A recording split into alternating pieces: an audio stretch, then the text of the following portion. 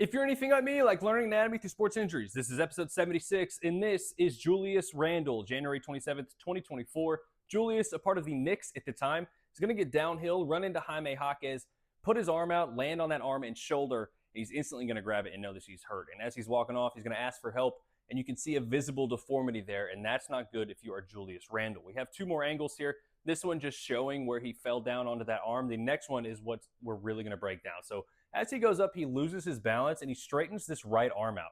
And as he's going down, his body's going to go away from his arm and he's going to be externally rotating. And that's a posterior roll causing an anterior glide at the shoulder. And as you can see, he lands on that shoulder even further as he gets to the ground.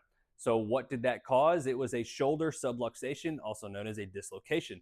Now, when he's externally rotating like that, the head of the humerus is spinning backwards or rolling backwards, and it's gliding anteriorly. So when he falls down and takes a lot of force on that arm, it's going to pop off of that glenoid, which is like, it's a ball and socket joint, but the glenoid on the scapula basically acts as like a suction cup and holds the head of the humerus in place, okay? And you can see the subluxation here, or the deformity.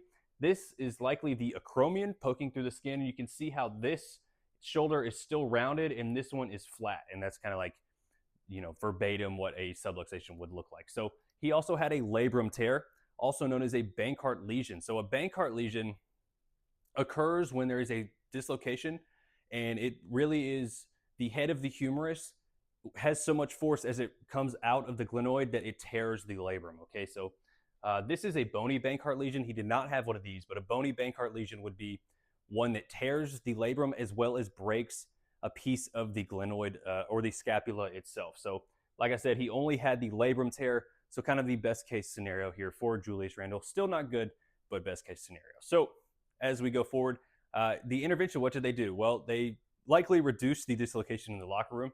Now, he tried 2 months of conservative rehab, and I recommend this for every athlete before going the surgical route.